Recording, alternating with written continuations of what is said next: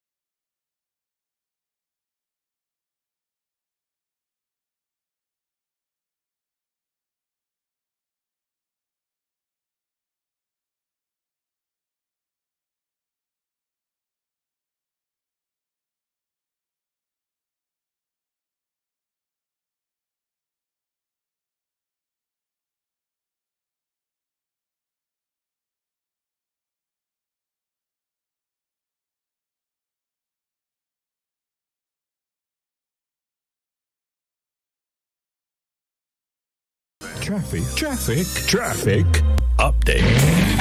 Hi! Panggang driver! Isang magandang morning po sa inyong lahat. Oras natin sa Pangkaploan. Check your time. 8:31 na po ng umaga. At sa mga oras na ito, bukod sa pagmamahal mo sa akin,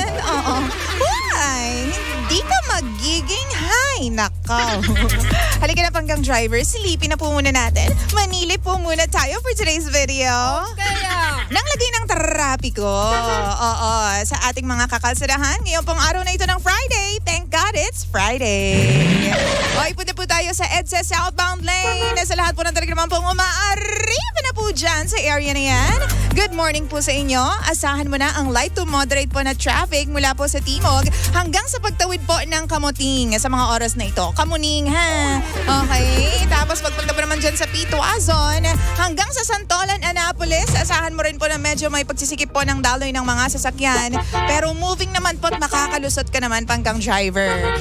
Okay. Guadalupe hanggang sa Buendia. Dyan po medyo bibigat po. Talaga naman po bumper to bumper na po ang lagay ng mga motorista po natin dyan. Yan po ay sa EDSA southbound lane.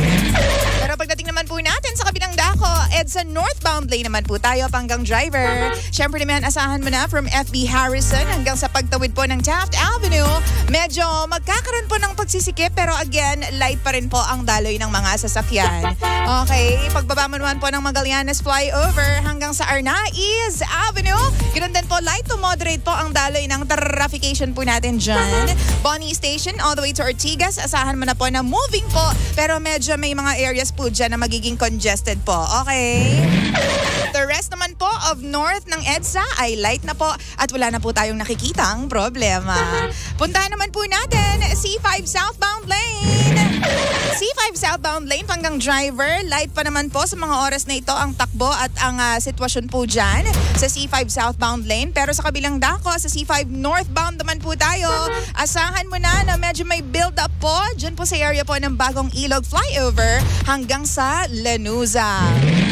Samantala, QC Circle naman po tayo. Yung mga sasakyan po, mga drivers po natin na pangga ay talaga naman pong na mga nakaset po papuntang Commonwealth.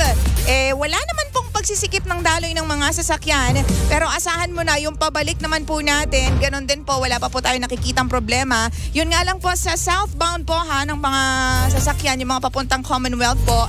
Light to moderate po ang takbo ng mga sasakyan. Paglabas nyo po ng Techno Hub, yung paikot po dyan papuntang Visayas and Quezon Avenue, medyo may pagsisikip po ng bahagya.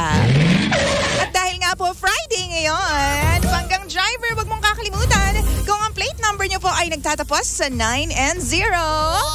Naku, huwag ka munang lalabas ha. Simula po alas 7 ng umaga hanggang alas 10 ng umaga. Hanggang 5 p.m. na yung susunod. Alas 5 po ng hapon hanggang alas 8 ng gabi.